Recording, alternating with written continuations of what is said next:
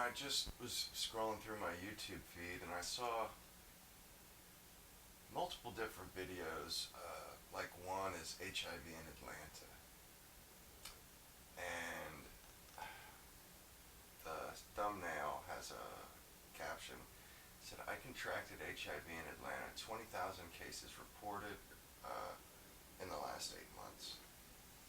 Um, and what was the other one I saw? What was the other one I just saw? Anyway, the whole idea, or what struck me, was the fact that 20,000 cases of HIV in Atlanta, and HIV is one of, they've come out with a regimen of drugs. So what it is once you either, if you're sexually active in a market like that, they have uh, what's, I think it's called PrEP. It's basically it's a prophylactic for HIV. It's a drug that you take every day, and it blocks HIV apparently. And then there's a regimen of drugs that can be taken the rest of your life, basically, to keep you alive. And I don't know. I'm a victim of big pharma as well, in another way. But it seems to me that big pharma has taken their playbook from Netflix, from big tech. They've seen the subscription model, and they've said, "Ooh, that makes a lot of sense.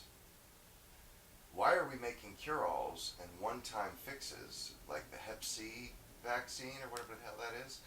Why are we making cure-alls and one-time fixes when we could make these people into lifelong subscribers?" That's why you have the trans thing where they're turning all these people into lifelong patients. That's in this HIV shit. It seems like they're just letting these cities crumble into AIDS. That's Atlanta, Houston. This is insane.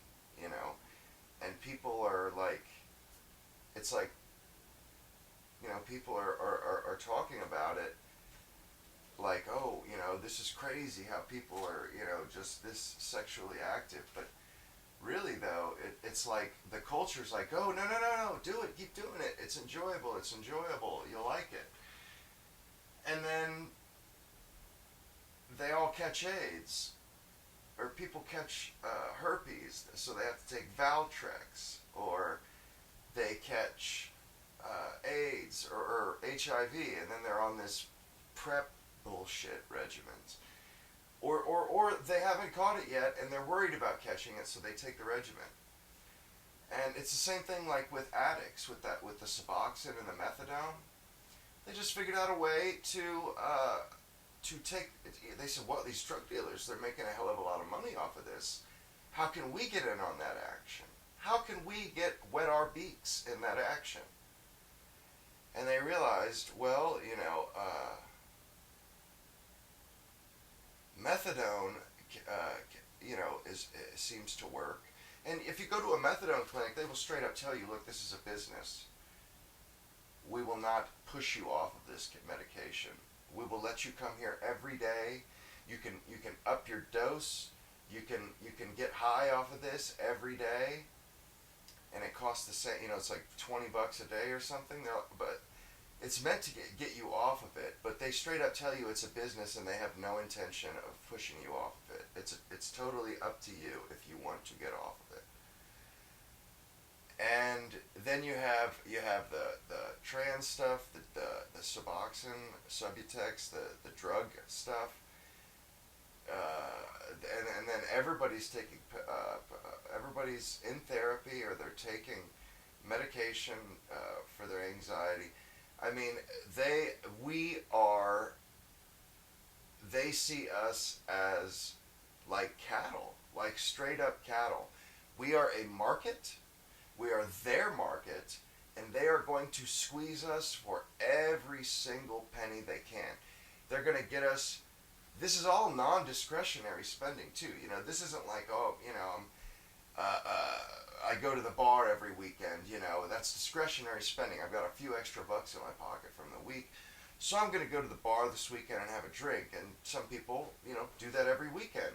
You know, and these drug and they're wondering why nobody drinks alcohol anymore. Well, I would imagine that these drug companies have probably everyone or close to like 90% of Americans are on some sort of a drug regimen or are medicalized lifelong.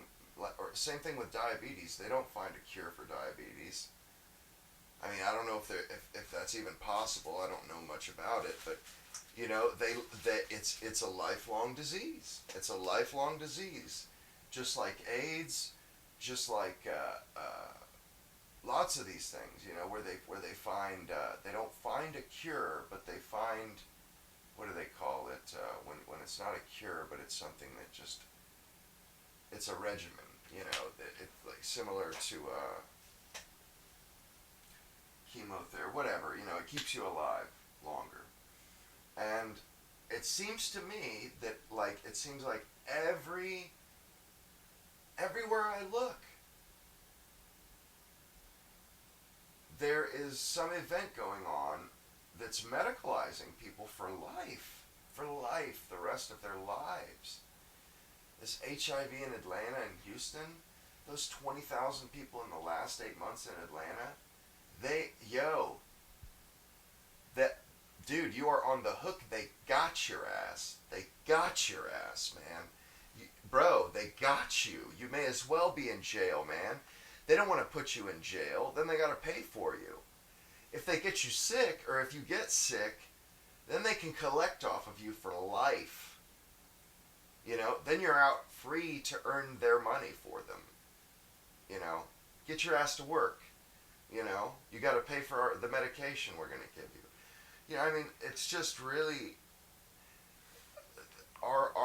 the American population, and I think thank goodness for Maha and stuff, but the American population has been targeted. Like, we are the guinea pigs. We are the cash cow. Big Pharma's cash cow. And boy, they are just taking our asses to task. I mean, man, it's like you can't get away from it. You can't.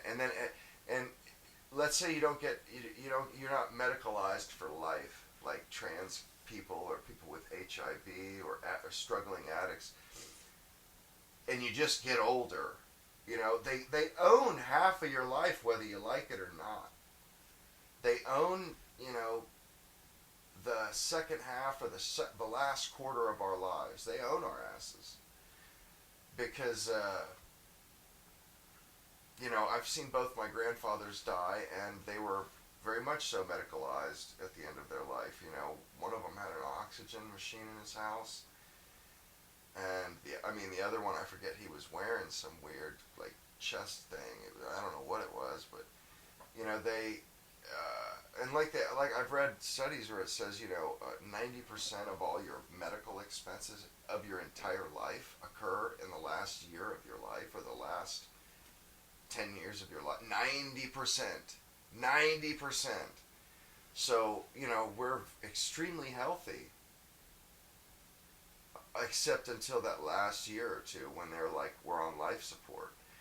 And my whole thought, I mean, they're not going to get me like that. I mean, I watched how they did my grandfather. And, you know, in olden times, they would just allow you to die.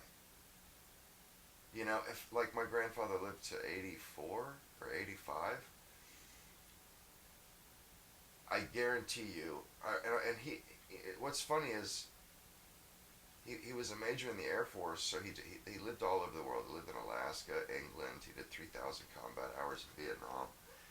And he told me once he had a fortune teller. He saw a fortune teller. I don't know where at this was, like a gypsy fortune teller. And she told him that he would that he would not make it beyond 82. That he would live to 82. That I remember him telling me that that haunted him for the rest of his life. You know, and he had this fortune teller. It was like him and a group of friends. He retired in his early 40s from the Air Force, but so this was in his 30s or 40s that he's seen this, and that haunted him for the rest of his life. But you know, he made it to 84. Well, those last 2 years that he lived, I take it from me, this was a man who did not want to be here. I remember going to his house one time just to see him, to say, "Hey, Grandpa," and you know, just to show him some love because I knew he was on his way out. And I said, "How you doing? How's it going today, Grandpa?" "Oh, well, I'm dying." Or you know, I walk up, or I said, "How are you feeling today, Grandpa?" He said, "Well, I'm dying." You know, I mean, in those last 2 years, he said he felt like shit. My other grandfather said the same thing. And, you know, and the reason why I bring that up is he was living in fear over dying at 82. And once he hit 82, that whole year bothered him, I think. But I would guarantee you, if I could speak to him now, that he would have wished that he didn't make it beyond 82. And you know, and like that's why I bring that up, because it kind of, the whole spending 90% of your medical expenses of your life in the last few years of your life, that just blows my mind, you know, because those are really crappy years. You know, you got arthritis, you can barely get around. I mean, he had money too. You know, he used to go scuba diving all over the world, but the last few years of his life, he didn't spend any money. It was just him at home, suffering, basically. But, you know, like, from what I can see, you know, from what I see scrolling through my stuff lately, I've noticed, or lately it's occurred to me, maybe the 20,000 people who caught AIDS in Atlanta, caught HIV, I don't want to, you know, it would be diabolical if that was a part of a plan, but they're certainly not going to stand in your way of you medicalizing yourself for the rest of your life. You know, and that's why it's you know, the dots are starting to connect to my mind. You know, them pushing all this sexual promiscuity. These are the consequences of that, and it's like, they only push ideologies, or the ideologies that they push. It's like they're herding you into a corral or into a trap. They're herding us into a trap with all this bullshit pop culture that they've. You know, we used to have good pop culture. Now the pop culture is self-destruction. It's, hey, go out and have sex with everyone you see. Hey, go out and do drugs. You know, hey, go out and, I mean, it's just, it's bad. It's bad. We're not. It's like we're not promoting. We're not promoting the flourishing of human beings.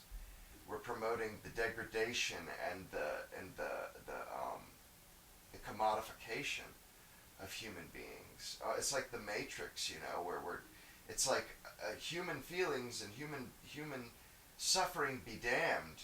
We need money. We need money. Who cares if half of the population is suffering? The other half is living in luxury as a result of the first half suffering. So it's like, and you know, there's that old saying: you can always hire one half of the poor to kill the other half. And I'm just disgusted. I'm disgusted by where we've gone with capitalism. I mean, I don't even want to say capitalism, but it's like we have allowed these companies to start farming our asses. That's what they're doing. They're farming us. And it's like our government and our politicians, they don't even care. Like, they were down with the whole trans medicalization of kids. It was parents' shit. It was us that forced the issue, that said, no, this is totally unacceptable.